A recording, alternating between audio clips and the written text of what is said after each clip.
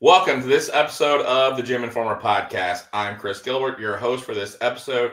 And today our guest is Justin, the owner of Iron Wolf Fitness, a really cool bodybuilding gym just outside of Chicago. It has one of the best leg gyms I've ever been in. I'm super excited to talk to Justin about it. But before we get started, I'm going to take a pause and I'll show you the photos I took while I was at the gym.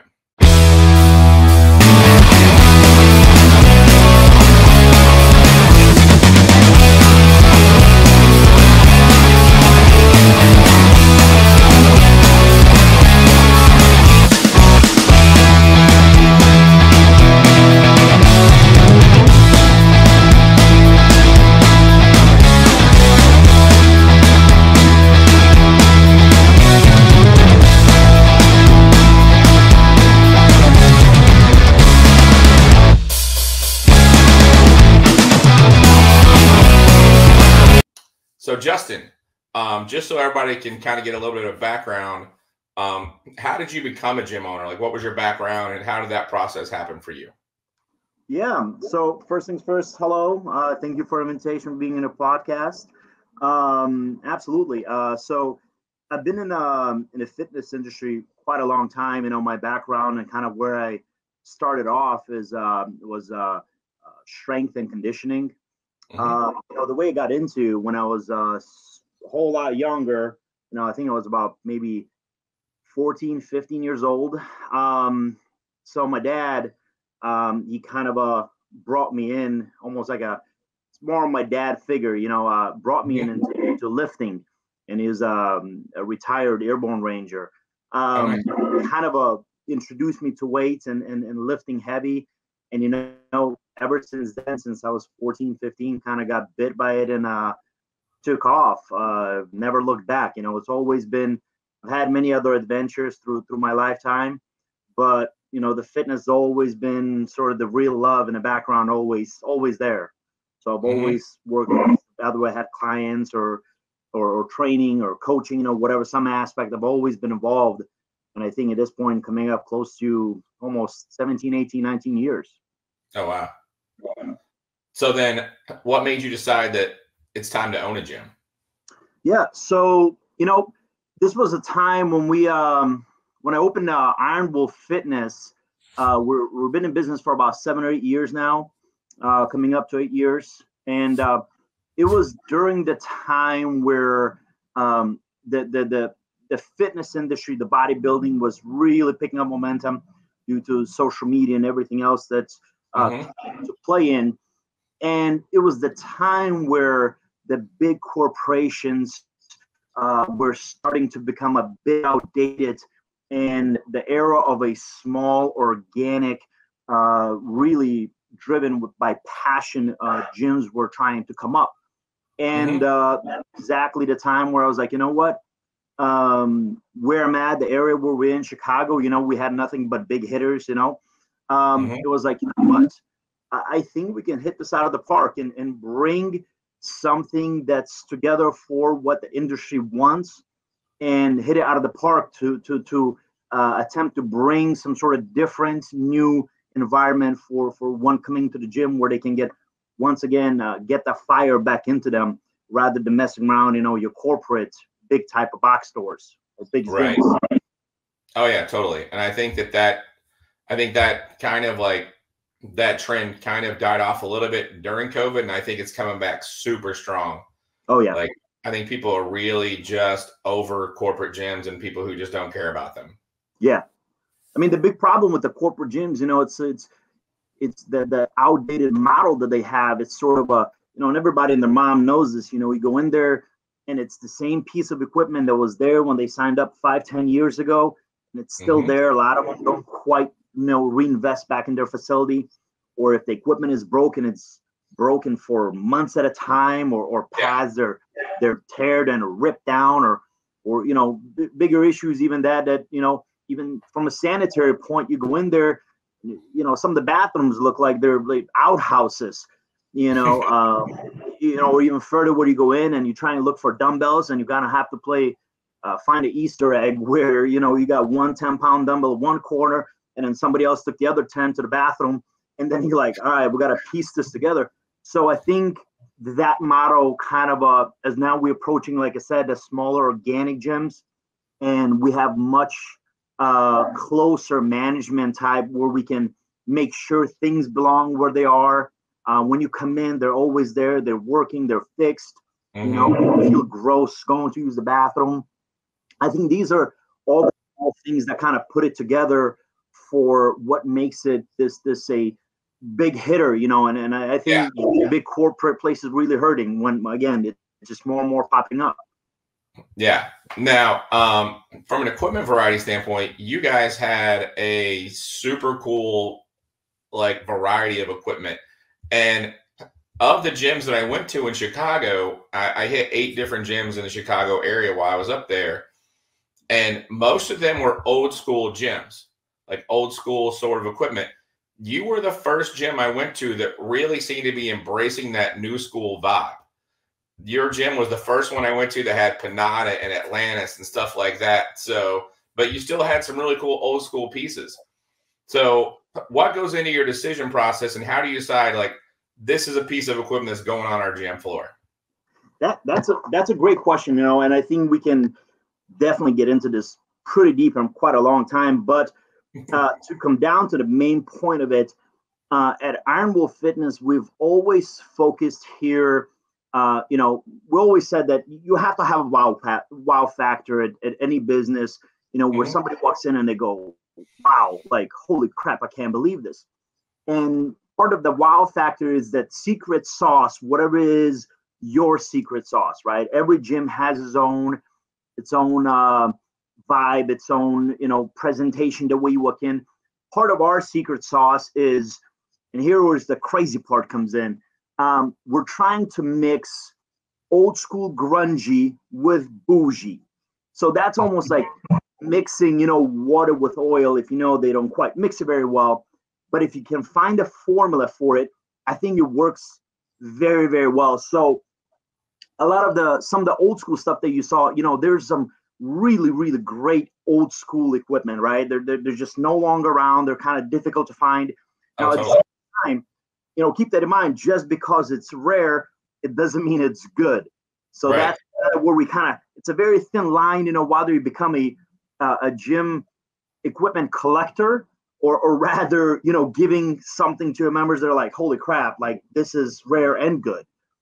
So with that being said, so we've always cherry picked our equipment, and it has to connect with 80-90% of the people that come on a floor, and they have to connect with that piece, right? Because we all know that, you know, there's not a single piece out there 100% that every single person is going to hop on it, will connect with it, and it will feel great, right? Because we're all a little different. Biomechanics a little different. You know, somebody's taller, somebody's shorter, so far, so on. So with that being said, you know, so we try and capture the majority of the people if they can connect with it. If they can, that piece has its place on a floor and it deserves it there. You know, if we see the piece is not often used and a lot of people can't connect with it, that's wasting space time. And therefore, we need to find a much better machine that more people can connect with it, more people can get excited, and we need to switch that out because it's just not working. Because at that point, we just turn into a storage place where we have a bunch of equipment that not a whole lot of people are excited for. Right. Yeah. And you had some super cool equipment. Like, I've been to probably 250 gyms in the last 2.5 years, and you had a few pieces in the leg factory that I had never seen before. Like that, that crazy plate loaded sissy squat machine. I haven't seen that in any other gym. Yeah. Again, that's part of that secret sauce is finding, again, rare, different, and this is part of that new thing where, you know, there's a lot of great companies now coming out or copying some of the old school approaches. You know, back in you know, early 2000s, that's when the big commercial boom was, you know, where all the equipment was sort of covered with plastic and things very much of a cookie cutter type of thing. Right. You know, some of these new companies coming in and they're copying the old school way where they're putting much heavier steel and you know, copying the old biomechanics, the way it moves. And I think that's part of it. That's very important. And you're right. You know, we go far and search up and down, and we have a lot of great friends across the country, and we can be more thankful to them. We do have a lot of help to helping us sometimes find some of these pieces, and some things, when it pops off, you got to go and you got to get them, because they don't come by often. Oh, 100%. If you find some rare piece of equipment, you got to snatch it before somebody else does. Now, the atmosphere in the gym I thought was really cool too. You kind of embraced a little bit of old school and a little bit of new school in the atmosphere, because you had the blacked out walls, but you also had super cool murals and stuff like that, which I feel is a little more old school. But that blacked out walls and everything like that is more of that new school. Is that what you were going for? Sort of a mix of both? Exactly. So once again, we're mixing that oil with water type of approach, right? And again, it's a very, very fine line not to quite go left or right and overdo it, but that's exactly it. And we're trying to embrace that, because again, almost anybody that goes to the gym, we all want to feel hardcore, that we're lifting weights and we're doing something better, whether it's for the health or whether you're getting ready for the show, right? Everyone wants to feel empowered, right? But then also, many people do appreciate the bougie stuff, the clean stuff, right? So that's kind of where that comes in. And you absolutely caught that vibe and the environment that we're presenting. That's exactly right on the head. That's exactly what we're trying to do. Nice. Organization. I mean, you do have two separate buildings, which, it is what it is for the space that you have. But inside of each building, I was impressed with how well everything was organized by body part. Right. So that's perhaps a little bit of my personal OCD that comes in. I've always kind of believed I've visited many gyms across the country as well. And sometimes it just, from a member perspective, it just drives me crazy when you have, for example, a shoulder machine like next to the bicep curl, and the next to the bicep curl, you got a calf raise machine. Right. For me, it's just, as a member, I'm like, why can't we have everything just beautifully organized in one section per section? Like, it just makes it so much cleaner, makes them so much more organized, so much more approachable. And I think, we've been battling that, of course, as every time that we bring in new equipment, and it's a challenge within itself, continue to organizing and maximize your space that you have. Because, being in Chicago, and I'm sure everywhere else, as space is expensive. And with that being said, I understand how sometimes, if you slack behind it, it's really easy to lose that battle, right? Because when you start bringing lots of equipment, and the moment you lose that, well, now you have to remove the entire gym and reorganize, rather than kind of doing strategically, piece by piece. So, yeah, we definitely, it's been a challenge, but we've been fighting every step of the way, trying to keep everything as consistent as possible. And there's been I'll tell you what, there's been many sleepless nights where we're just rocking and doing with all the help, putting it together, and then members come in the next morning, they're like, holy crap, when did this happen? That was your last night. How are all this thousands of pounds just moved? Right. That's awesome though. Yeah. So Justin, we talked a lot about like what you guys do really well, and you do a lot of things really well. Where do you think you guys could be doing better? Like, what is it that you feel like Iron Wolf could be better at this, or we could be doing a better job at this? Great question. And that's something I battle with it all the time. And a lot of times we have high level pros that come through here, and I'm always curious about these opinions. Even the members that I approach, I ask them all the time, every time when people give me feedback, it's good and bad. I think it's important to remember and constantly, and one of the approaches that we have here is, if we're not growing, we're dying. That's just simple as that. If you're stagnant, that means you already made a mistake and we're going backwards, right? Because at the end of the day, in this market, and with all the organic and smaller and amazing gyms that are popping up, right? It's a competitor's market where, at the end of the day, the consumer wins, right? So with that being said, we have to outdo our competition in a healthy way, which means we need to continue working. We need to continue improving. And to answer your question with that, I battle with that all day. Where can we do better?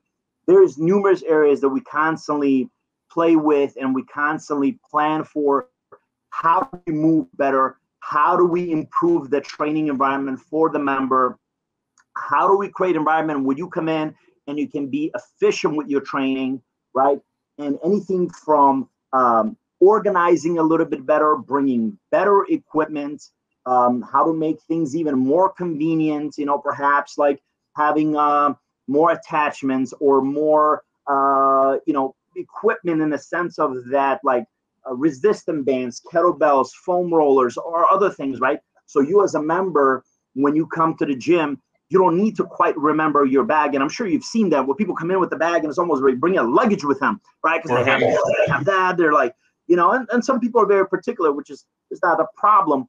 But we're trying, once again, that's one of the areas, like, how do we capture that when you get to Iron Wolf Fitness, we have everything ready for you.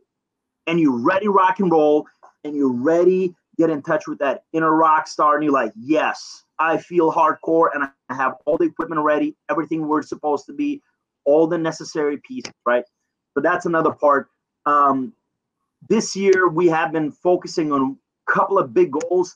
I don't quite want to release any specific information, but we have some really, really amazing changes here coming at the end of the year, which will further help us to promote even better environment for the members come in and train even harder and play with more equipment and so far, so on. So yeah, so there's, again, the areas all the time we think about whether how can we be more efficient, how can we bring more equipment, whether it's space related, how can we maximize, or how to make things more convenient, even from the sense of, let's just say, if you bring in a guest pass with you, how can we make it more convenient so you can come in, don't waste time, and you can get in, get out, and keep going, rather maybe sitting at the front and say, all right, I got to take this, or I got to make the payment, or, take a picture of my ID. I'm ready to go. My pre-workout kicked in. Let's go. Ready to rock and roll. Right. So again, there's many, many areas we can always improve, and we're always thinking about it. And some of those things, again, that's what they are. Yeah, that kind of brings me to no, go ahead. That kind of brings me to my next question. You've been open for 7 or 8 years now. It seems like you're in a pretty good location outside of the 2 different buildings. What's the future of Iron Wolf? Are you guys thinking about ever opening a second Iron Wolf? Are you thinking about a bigger space?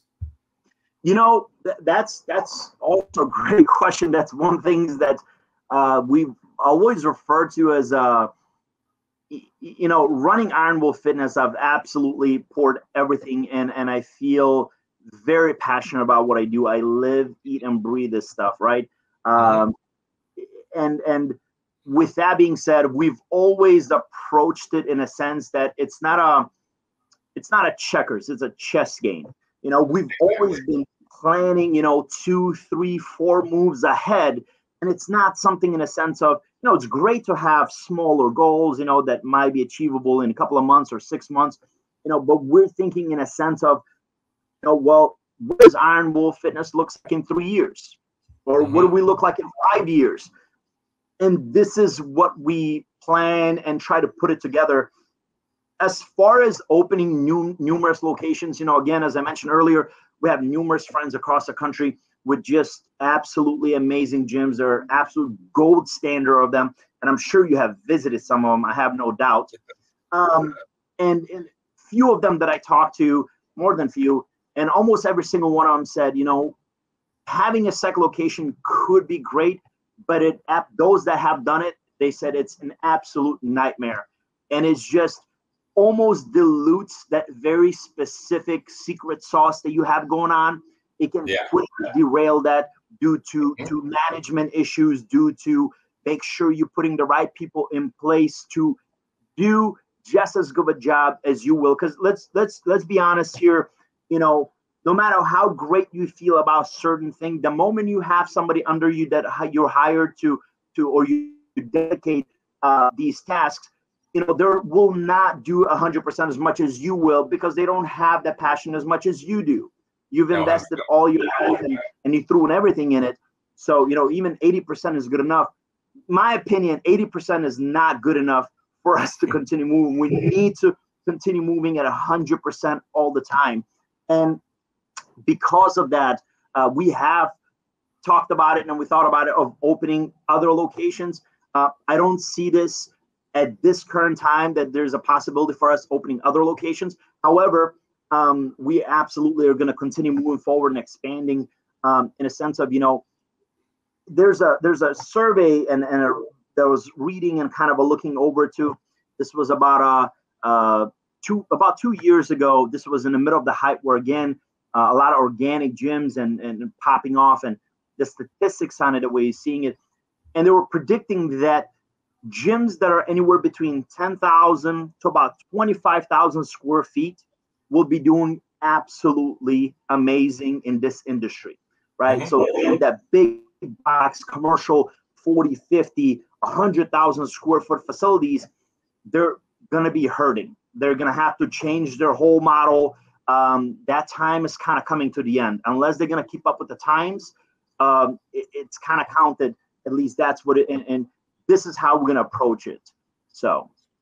Yeah. How much space do you have now between both buildings?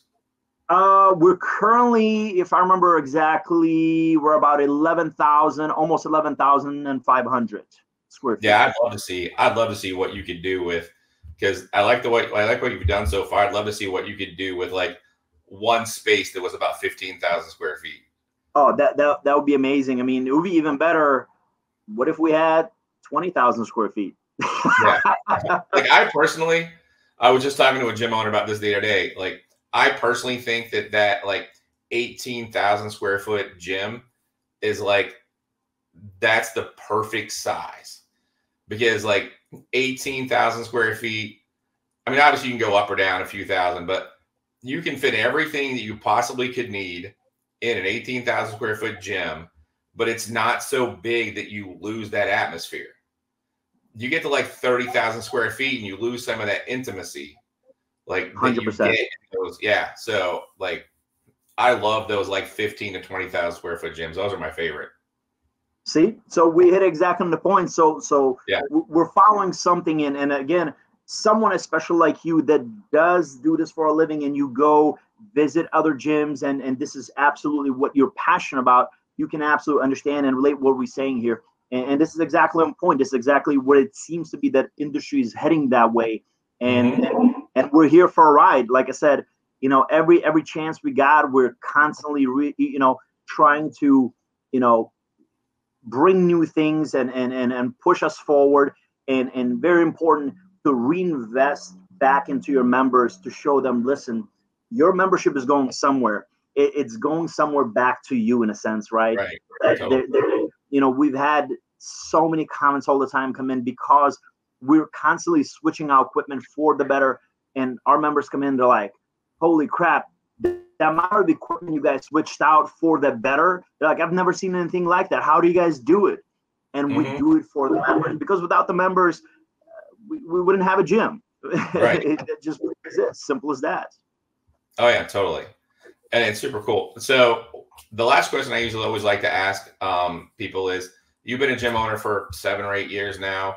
Is there any advice that you would have for somebody who's thinking about owning a gym? Okay. That's I get that question quite often as well. I can imagine you probably do. Yeah, we get many people all the time come through, and they're like, hey, do you have any advice? I want to open something like this. Well, the biggest thing that I can say is find your passion. That's first thing, right? Because when we're passionate about something, it is so much easier to indulge and learn about the industry, whatever it is, right? So, and if it happens to be that you do want to go into fitness industry and being a gym owner, and you feel passionate about it, that's a great start. First thing to remember is don't be in a hurry to explode, in a sense of to reach thousands of people, or to be super successful, or don't be concerned with making X amount of revenue. It's become good at what you do, right? Learn the industry, understand the trends, how things go, understand your craft. There's nothing more beautiful to me personally, watching somebody that's just absolutely a master at their craft, whatever that might be, right? So if that's the case, and if this is what you feel passionate about, of course, it's going to be a lot of sleepless nights. There's going to be some blood, sweat, and tears spilled. I can promise you that, because nothing is easy, and nobody's gonna do it for you. And anything that's worth something ain't gonna come overnight. So with that being said, just focus on being passionate about your passion. And this is a fitness industry, being a gym owner, and just take your time. Details matter. So that would be some of the things that would give as advice for someone to get hitting in there. Right. Take your time, look at the industry, stand behind your product, take ownership and pride in your craft and whatever it is you're crafting, and you'll be good. You'll be okay. Again, the rest of them that can't outwork you, they'll fall behind. And suddenly, when you're good at your craft, you'll get ahead of everybody else. You just have to focus, pay attention, be passionate, and do the best you can every single day, and you'll be okay. That's great advice. So, yeah, that was really great. Thank you for coming on. I really appreciate it. Thank you. Is there anything else you'd like to tell people about Iron Wolf before we move? Yeah, of course. Anybody that's visiting in Chicagoland area, come by at Iron Wolf Fitness in Schiller Park. We're going to help you out. We have a lot of cool equipment. I got a lot of cool stuff, as you saw it yourself. We're going to continue moving forward. We have some amazing changes coming up once again. And yeah, we're just excited to see what the future brings, because we're not stopping. We're getting started. That's awesome. Yeah. So thank you for coming on. Greatly appreciate it. It was a great episode, and I look forward to seeing what comes next for Iron Wolf. It sounds super exciting. Absolutely. Next time in Chicagoland area, we'll see you. Oh, definitely. Thank you. All right. Thank you. Appreciate it. If you enjoyed this podcast, please hit the like button and subscribe to our channel for more great content.